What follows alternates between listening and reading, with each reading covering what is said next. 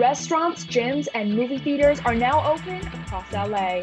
Find out what's opening near campus. History is made as the Oscar nominations are announced. More on the nominees and what to expect for the ceremony next. And a USC student shares an inspiring story about her mom as we continue to celebrate Women's History Month. Annenberg TV News starts now.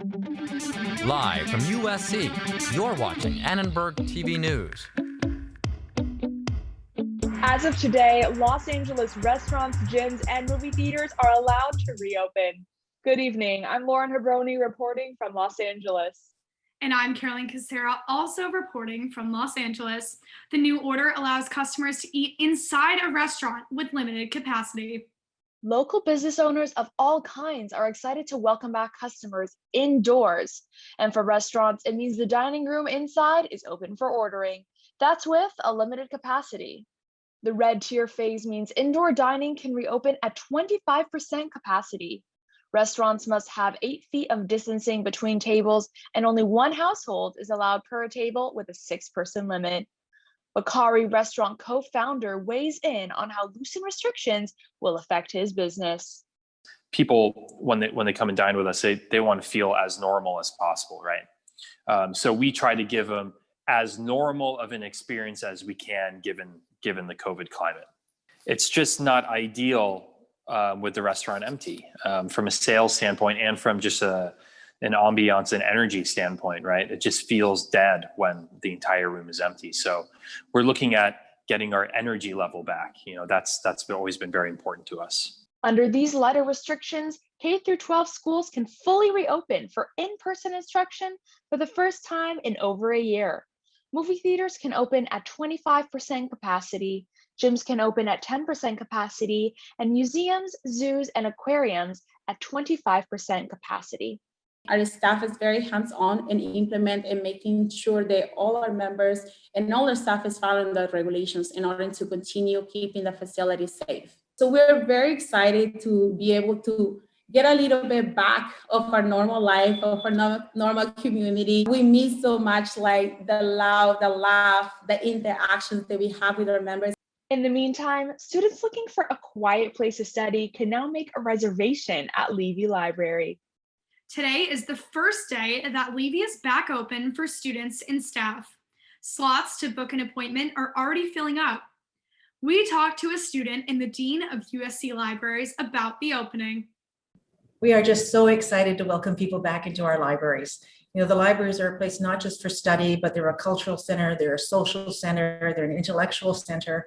And while we've all worked really hard from home, I think it's really different to be together in person. So I'm glad to hear the students are looking forward to it, and we're really looking forward to welcoming you back into our libraries. I just really was missing campus, and I liked the idea of going back and feeling like a normal college student. And on top of it, I just like the idea of getting out of my apartment because all my roommates are doing class online. So it's nice to sometimes have your own place, your own quiet. Students can reserve a spot at Levy online at libcal.usc.edu. More people are eligible to be vaccinated. As of today, the more than 13 million Californians who are high risk or have disabilities can get vaccines. This newest vaccine group also includes people living in group homes in homeless communities and immigration detention centers. Others added to the eligibility list are high-risk people between 16 and 64, as well as all public transit workers. A program that serves disabled adults is eager to get the community vaccinated. Our employees are vaccinated, but our individuals are not. We still cannot provide services until both of them are. We can't provide face-to-face services until then. So the sooner that we can get people, vaccinated from both ends, the individuals plus our employees, the sooner that we can reopen Oak Park. There are about 66,000 people who are homeless in LA County, with roughly 15,000 experiencing chronic homelessness. One member of an organization that helps the homeless says vaccine accessibility is a big challenge. A lot of these are drive-through facilities, and making it a drive-through is essentially classist. It's not helpful for folks who don't have a car. And I've also had friends turned away if they're on bike. The city has not done their due diligence with our unhoused community in any capacity, but I think the vaccine rollout will be increasingly more difficult because there are so many folks that need it. One new way for people with disabilities and those over 65 to get vaccinated is to take a free ride with LA's City Ride program. The Dial a Ride van goes to 3 vaccination sites where people can get vaccinated inside the van. It's been almost 7 years since USC student Jillian was killed during a robbery near campus. 4 teenagers were convicted in the 2014 murder. Today, the getaway driver had his sentence bumped down to attempted robbery because of a new California law. The man was sentenced to time served. G was an international student studying electrical engineering at USC. On July 24, 2014, he was attacked by a group of teenagers who beat him with a bat and wrench because G was Chinese. 4 young people were charged for G's death, including Jonathan Del Carmen, whose conviction was revisited today. Del Carmen's conviction was overturned due to an updated law. At the time of the original sentencing, defendants not directly involved in a killing could be charged with first-degree murder. This changed in 2018 when a Senate bill passed claiming, quote, reckless indifference to human life must be proven. Today, Judge George Lamelli made his ruling after Deputy District Attorney John McKinney said there was insufficient evidence that the driver, Del Carmen, acted with reckless indifference. A spokeswoman for G's family says this new conviction is, quote, very hard for the family to accept, saying, while the legislature is making law, they should always remember the victims in the process. I'm Kimia Rahbar reporting from Los Angeles. With the effort to recall California Governor Gavin Newsom, Black elected officials who support him gathered via Zoom to speak in solidarity. I believe a recall is the ultimate statement of voter suppression. Members of the Californians came together and they voted disproportionately to support this man. And it is our duty to fight this baseless census recall and stand with Governor Gavin Newsom. 84 billion is a lot of money, and we cannot afford to waste $84 billion, taxpayer dollars, on a bogus and uncalled for recall. The reason for their gathering was to energize Black voters in California to support the governor, while those in favor of the recall criticized Newsom's handling of the coronavirus pandemic. The recall organizers have until Wednesday to get the 1.5 million verified signatures needed to get the recall on the ballot. Nominees for the 93rd Academy Awards were announced this morning. Chloe Zhao is the first woman of color to be nominated for Best Director. She and Emerald Fennell will share 7 nominations. Actress Priyanka Chopra and her husband Nick Jonas announced all the Oscar nominees. The duo revealed a record 76 nominations for women. The 8 nominees for Best Picture are The Father, Judas and the Black Messiah, Mank, Minari, Nomadland, Promising Young Woman, Sound of Metal, and The Trial of the Chicago 7. The nominees for Best Director are Lee Isaac Chung for Minari, Emerald Fennell for Promising Young Woman, David Fincher for Mank, Chloe Zhao for Nomadland, and Thomas Vinterberg for Another Round. 2 students in the School of Cinematic Arts reacted to the nominations. Like, I look at like Emerald Fennell, I look at Chloe Zhao, and I'm like, no one can argue that this was not deserved and that they are not worthy of the Best Director. And like, no one can argue that this was performative diversity because they actually killed it. True representation is attained when you don't have to make it a point to be like, I'm a female filmmaker. You can just be like, I'm a filmmaker. This is like a dream come true. Like, we will soon be in that same place, and it won't be historical. It will just be like, oh, like that's well deserved. I'm hoping that means like we'll see more people of color in the industry who are able to get these roles. The Oscars are scheduled to air Sunday, April 25th. For the first time, the show will telecast from the Dolby Theater in Hollywood and from Union Station in downtown LA. Today, USC announced the launch of the annual Student Wellbeing Survey. A student government leader urges all students to complete the survey. The administrators are trying to make sure we're conducive about mental health as in consistently, whether there's a pandemic or not, but with the added layer of COVID and the restrictions with that. Honestly, if students really want to take a chance or like a voice with their health and well-being on campus, this survey is like a direct line to administrators, in my opinion. A USC spokesperson says the results of this survey will be used to create future policies and programs that impact daily life for students.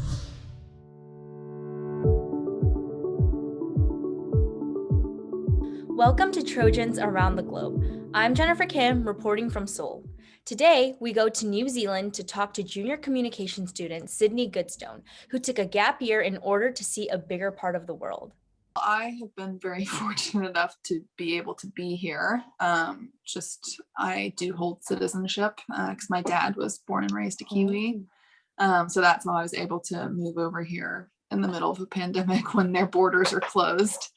I've bungee jumped a couple times now. I've been able to go to a few music festivals. And like I went to the Bledisloe Rugby Cup match, just a full stadium. And it's just kind of surreal. Being here in general is probably going to be one of the best decisions I've ever made in my life. And that like decision on its own and just getting over here is something that's always going to be like crazy to me. That's a big step Sydney took in life, and I'm so glad she is seeing the fruits of it. I hope you're all fighting on like Sydney, wherever you are in the world. Trojans, let the madness begin. I'm Rachel Grode reporting from Los Angeles. Despite a disappointing loss in the Pac-12 tournament, the Trojans will return to the court this week for March Madness. With USC as the 6th seed in the West and 21st overall seed, the Trojans are in for an interesting NCAA run. The first matchup is against either Wichita State or Drake University for the first round of 64. Looking ahead, the Trojans have a possible second round matchup against Kansas that could make or break their tournament run. We're not going to be concerned about Kansas until we focus on Wichita State and Drake, because we have to really prepare for our first round game. We know every team we play in the tournament will be extremely challenging, but we're extremely excited to be where we are and going to Indianapolis first thing in the morning tomorrow. I think it's just locking in and bearing down. There's going to be some low times, adversity that we're going to face throughout the games and throughout these next few games that we play. The Trojans tip off their first round game at 1:30 p.m. Pacific time this Saturday. Now for more men's basketball analysis, let's head over to Bianca Bueno. Thanks, Rach. Now let's dive into the SC squad's potential first round opponents, Wichita State and Drake. Wichita State won the regular season American Athletic Conference title, including a victory over number 6 overall seed Houston. Drake has one of the best records in the nation with 25 wins, but a season-ending injury to starting point guard Roman Penn shakes things up for the Bulldogs. Here's what SC player Taj Edie thinks the Trojans bring to the tournament.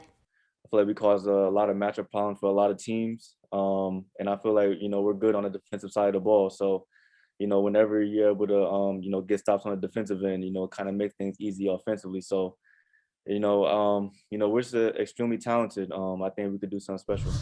So Rachel, I don't know about you, but I would much rather see SC take on Drake. SC has mixed results in tight games, and Wichita is known for clenching those. They're 9-2 in games decided by 5 points or less. What do you think? Really, Bianca, I agree. I think that the Trojans matchup against Wichita would be really interesting to watch, though. And I'm really interested to see how the Trojans are going to pull off this tournament. That's all we have for sports today. Let's toss it over to news. A Los Angeles woman organizes a drive that provides lunches to thousands of people. Reporter Maddie Gannon shows us how this program makes a real difference. Peanut butter and jelly in a brown paper bag. It's a classic lunchtime combo. And on any given Sunday, Jennifer Levin's front lawn is covered with hundreds of bags.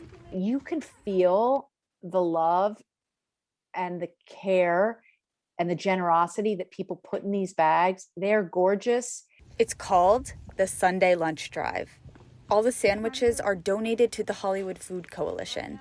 Care is the secret sauce. And what that enables the 30 to 40 groups that use the lunches to really use them not just as food, but as tools of trust. At the beginning of the COVID-19 pandemic, Levin encouraged her Hancock Park community to drop off lunches in her front yard. Soon, people from all over LA were showing up on Sundays. Now, they have 11 drop-off locations all around the city. The Sunday Lunch Drive donates over 6,500 lunches a week. Variety matters. They can choose whether they want salami or roast beef or tuna, like everybody else wants to be able to choose. And that sometimes they don't want water. They're sick of water. So sometimes, like, you can put in juice or a soda. At least 7 food items must be inside every lunch. Each bag is labeled with the type of sandwich. Bag decorating isn't mandatory, but it's highly encouraged. Lunches are just one project of Hangout Do Good, a Los Angeles community group formed after the 2016 election. Members write postcards to elected officials, attend protests, and mobilize political action. The Sandwich Drive hasn't missed a single Sunday in almost a year. Volunteers know this won't solve the homeless crisis in Los Angeles, but in the meantime, they hope a homemade lunch will bring a small bit of comfort. For Annenberg Media, I'm Maddie Gannon in Los Angeles.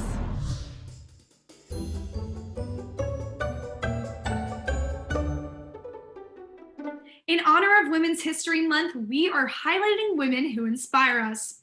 Reporter Lillian Gonzalez introduces us to her mother, a woman who manages to find the positive even in the face of tough challenges.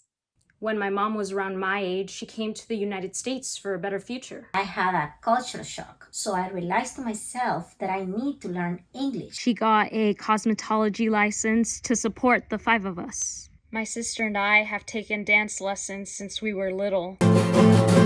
And my brothers study at the Colburn Music Academy. Many things at the same time. Don't ask me how, but I did it. We loved performing on Alvera Street. That's my mom on the right. That's my brother Anthony. He fell to the ground when he found out he was going to play the role of Miguel in the Disney Pixar movie Coco. And that's my mom over in the corner crying tears of joy.